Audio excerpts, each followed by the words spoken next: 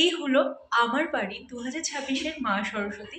অবশ্যই ভালোভাবেও দেখাবো। তার আগে প্রত্যেককে জানাচ্ছি শুভ সরস্বতী পুজোর শুভেচ্ছা এবং অভিনন্দন। কার কার বাড়িতে পুজো হলো, কখন পুজো হয়েছে অবশ্যই কিন্তু জানাতে ভুলো না কমেন্ট করে।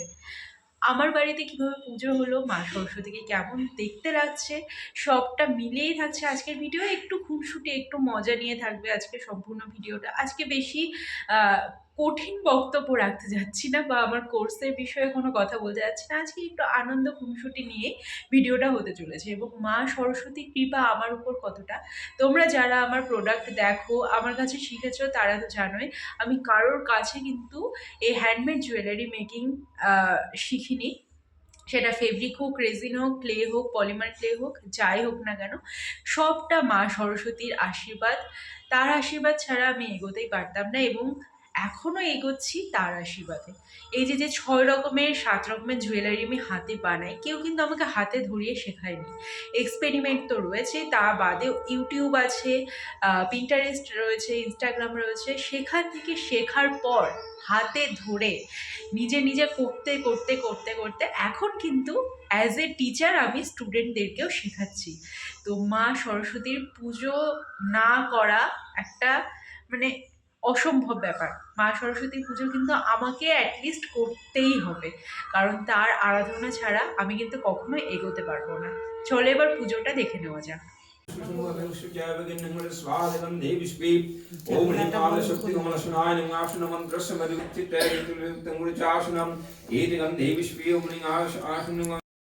কালকে যখন মা সরস্বতী মূর্তি আমি চয়েস করছিলাম, দুটো মূর্তির মধ্যে কনফিউশন হয়ে গিয়েছিল।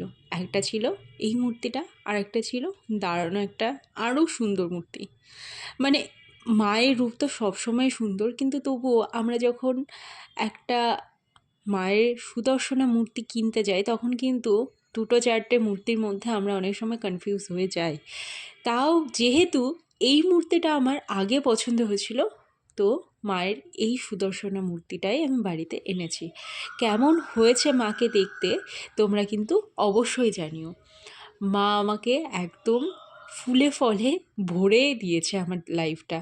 মানে 6-7 রকমের জুয়েলারি নিজে নিজে বানাতে শেখা, কাজ করা, স্টুডেন্টদেরকে শেখানো, এগুলো তার আশীর্বাদ ছাড়া তো অসম্পূর্ণ থেকেই যেত এবং অসম্ভব একটা বিষয়ও।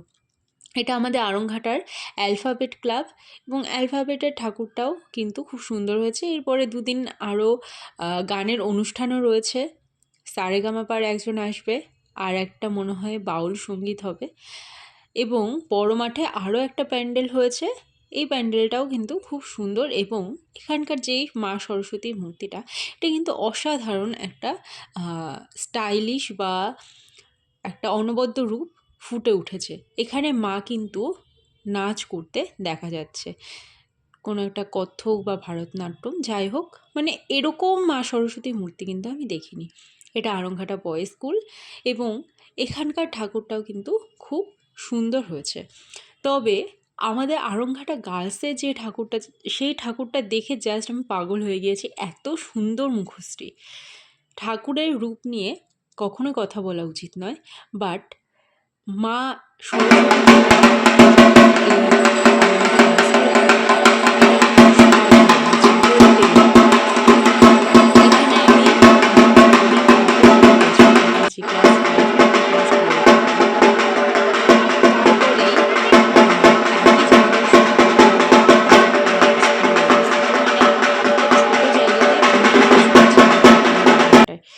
এটা আমার ছোটোবেলার শৈশবের স্কুল।